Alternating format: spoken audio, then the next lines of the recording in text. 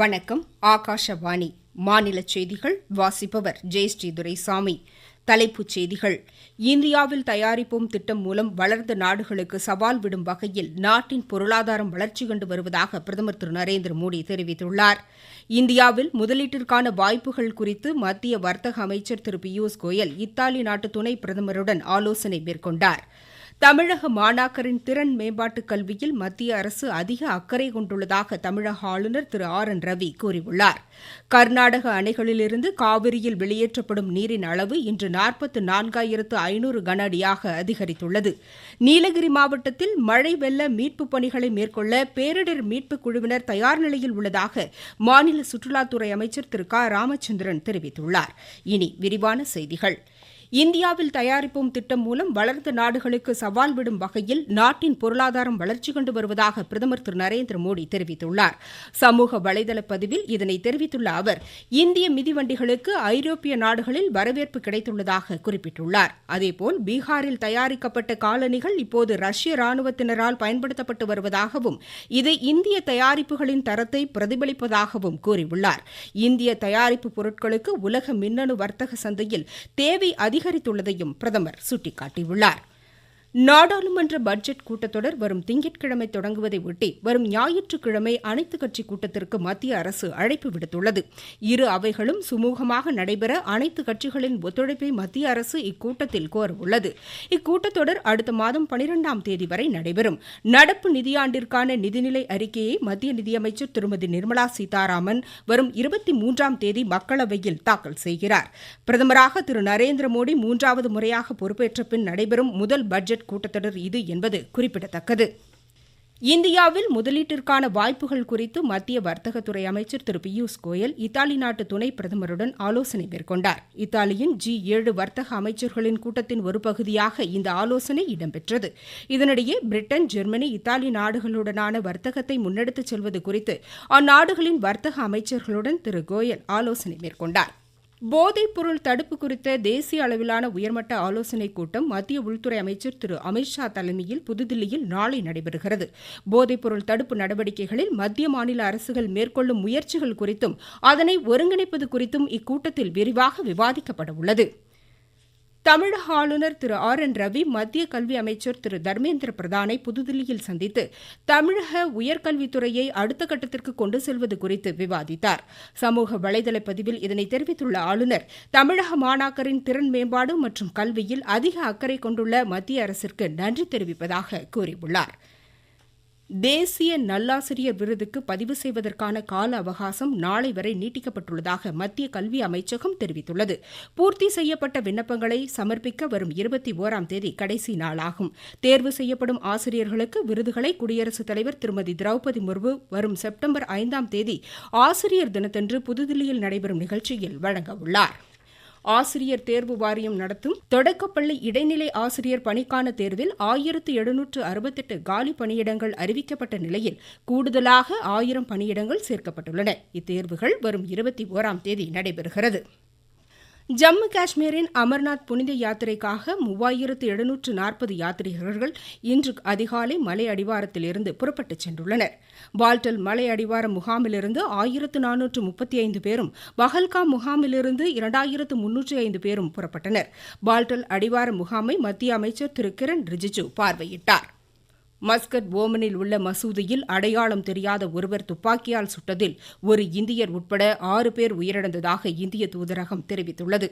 நள்ளிரவு நிகழ்ந்த இச்சம்பவத்தில் மற்றொரு இந்தியர் படுகாயமடைந்ததாகவும் தெரிவிக்கப்பட்டுள்ளது. இதனிடையே ஓமன் கடல் பகுதியில் எண்ணெய் கப்பல் மூழ்கியதில் காணாமல் போன 13 இந்தியர்கள் உட்பட 16 கப்பல் ஊழியர்களை தேடும் பணி நடைபெற்று வருகிறது. நீங்கள் கேட்டுக்கொண்டிருப்பது ஆகாஷவாணியின் மாநில செய்தி அறிக்கை. புதிய குற்றவியல் சட்டங்களின் சிறப்பம்சங்கள். முதல் தகவல் அறிக்கையை எல்லை வரையறையின்றி எந்த ஒரு காவல் நிலையத்திலும் பதிவு செய்யும் வசதி, 6 வகை சிறிய குற்றங்களுக்கு தண்டனையாக சமூக சேவை, பெண் குழந்தைகளுக்கு எதிரான பாலியல் வன்கொடுமைகளில் ஈடுபடுவோருக்கு ஆயுள் தண்டனை அல்லது மரண தண்டனை விதிப்பதற்கான பிரிவுகள், டிஜிட்டல் ஆவணங்களை சாட்சியங்களாக சேர்த்துக் கொள்ளுதல் ஆகியவற்றிற்கு வகை செய்யப்பட்டுள்ளது. கர்நாடக அணைகளிலிருந்து காவிரியில் வெளியேற்றப்படும் நீரின் அளவு 44,500 கன அடியாக இன்று அதிகரித்துள்ளது. மேட்டூர் அணைக்கு நீர்வரத்து இன்று காலை வினாடிக்கு 20,910 கன அடியாக உயர்ந்துள்ளது. அணையின் நீர்மட்டம் 46.8 அடியாக அதிகரித்துள்ளது. ஒகேனக்கல் காவிரி ஆற்றில் நீர்வரத்து வினாடிக்கு 20,000 கன அடியாக உள்ளது. திருப்பூர் மாவட்டம் திருமூர்த்திமலை பஞ்சலிங்க அருவியில் தொடர் மழை காரணமாக நீர்வரத்து அதிகரித்துள்ளதை அடுத்து சுற்றுலாப் பயணிகளுக்கு இன்று தடை விதிக்கப்பட்டுள்ளது. இதனிடையே நீர்வரத்து சீரானதை அடுத்து நெல்லை மாவட்டம் மணிமுத்தாறு அருவியில் சுற்றுலாப் பயணிகள் குளிக்க அனுமதி அளிக்கப்பட்டுள்ளதாக எமது செய்தியாளர் தெரிவிக்கிறார்.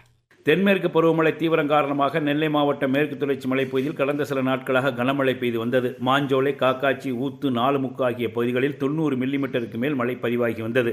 இதன் காரணமாக மணிமுத்தாறு அருவியில் நீர்வரத்து அதிகரித்து வெள்ளப்பெருக்கு ஏற்பட்டது. இதனால் சுற்றுலா பயணிகள் குளிக்க கடந்த 2 தினங்களாக தடை விதிக்கப்பட்டிருந்தது. இந்த நிலையில் மழை குறைந்து அருவியில் நீர்வரத்து சீரானதை தொடர்ந்து இன்று காலை முதல் மணிமுத்தாறு அருவியில் சுற்றுலா பயணிகள் குளிக்க வனத்துறை அனுமதி அளித்துள்ளது. நெல்லையிலிருந்து திருமலைக்குமார். இதேபோல் குற்றால அருவிகளிலும் சுற்றுலாப் பயணிகளுக்கு அனுமதி வழங்கப்பட்டுள்ளது. தமிழ்நாட்டில் 500 மின்சார பேருந்துகள் வாங்குவதற்கான திட்டம் அறிவிக்கப்பட்டு முதல் 100 பேருந்துகளுக்கான ஒப்பந்த புள்ளி கோரப்பட்டுள்ளதாக மாநில போக்குவரத்துத்துறை அமைச்சர் திரு எஸ். சிவசங்கர் தெரிவித்துள்ளார். கோவையில் இன்று செய்தியாளர்களிடம் பேசிய அவர், முதற்கட்டமாக சென்னையிலும் அதனைத் தொடர்ந்து கோவை, திருச்சி நகரங்களிலும் மின்சார பேருந்துகள் பயன்பாட்டிற்கு வரும் என்றார். கோவை மேட்டுப்பாளையம் சாலையில் விபத்துகள் அதிகம் ஏற்படுவதாக பொதுமக்களிடமிருந்து பெறப்பட்ட புகாரின் அடிப்படையில் இதுகுறித்து விசாரணை நடத்தப்பட உள்ளதாக அவர் தெரிவித்தார். தியாகிகள் தினத்தை ஒட்டி நாட்டின் சுதந்திரத்திற்காக பாடுபட்டவர்களை நினைவுகூரும் வகையில் சென்னை கிண்டி காந்தி மண்டப வளாகத்தில் தியாகிகளின் திருவுருவப் படங்களுக்கு தமிழக அரசின் சார்பில் மாநில அமைச்சர் திரு மா சுப்பிரமணியன் உள்ளிட்டோர் இன்று மலர்தூவி மரியாதை செலுத்தினர். நில மோசடி வழக்கில் கைது செய்யப்பட்டுள்ள முன்னாள் அமைச்சர் திரு எம். ஆர். விஜயபாஸ்கருக்கு 15 நாள் நீதிமன்ற காவல் விதித்து கரூர் குற்றவியல் நீதிமன்றம் உத்தரவிட்டுள்ளது. இதையடுத்து விஜயபாஸ்கர் திருச்சி மத்திய சிறையில் வைக்கப்பட்டார்.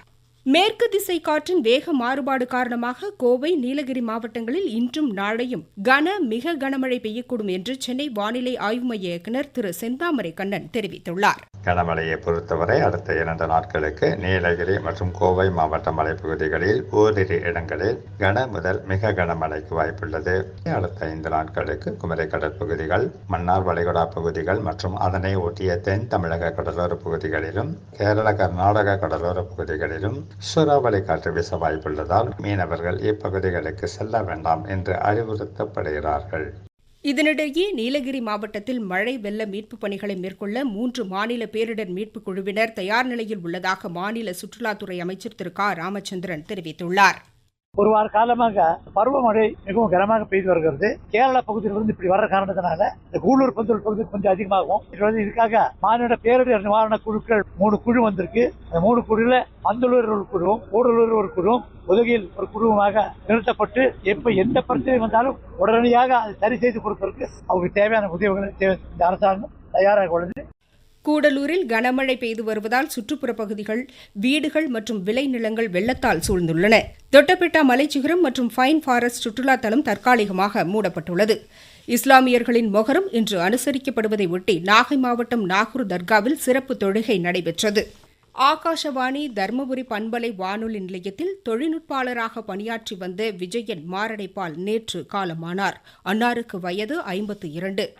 ஸ்வீடிஷ் ஓபன் டென்னிஸ் ஆடவர் ஒற்றையர் காலிறுதிக்கு முந்தைய சுற்றில் இந்தியாவின் சுமித் நாகல் அர்ஜென்டினாவின் மரியோனாவை நாளை எதிர்கொள்கிறார். மீண்டும் தலைப்புச் செய்திகள். இந்தியாவில் தயாரிப்போம் திட்டம் மூலம் வளர்ந்த நாடுகளுக்கு சவால் விடும் வகையில் நாட்டின் பொருளாதாரம் வளர்ச்சி கண்டு வருவதாக பிரதமர் திரு நரேந்திர மோடி தெரிவித்துள்ளார். இந்தியாவில் முதலீட்டிற்கான வாய்ப்புகள் குறித்து மத்திய வர்த்தக அமைச்சர் திரு பியூஷ் கோயல் இத்தாலி நாட்டு துணை பிரதமருடன் ஆலோசனை மேற்கொண்டார். தமிழக மாணாக்கரின் திறன் மேம்பாட்டு கல்வியில் மத்திய அரசு அதிக அக்கறை கொண்டுள்ளதாக தமிழக ஆளுநர் திரு ஆர். என். ரவி கூறியுள்ளார். கர்நாடக அணையிலிருந்து காவிரியில் வெளியேற்றப்படும் நீரின் அளவு இன்று 44,500 கன அடியாக அதிகரித்துள்ளது. நீலகிரி மாவட்டத்தில் மழை வெள்ள மீட்புப் பணிகளை மேற்கொள்ள பேரிடர் மீட்புக் குழுவினர் தயார் நிலையில் உள்ளதாக மாநில சுற்றுலாத்துறை அமைச்சர் திரு க. ராமச்சந்திரன் தெரிவித்துள்ளார். இத்துடன் இந்த செய்தி அறிக்கை முடிவடைந்தது.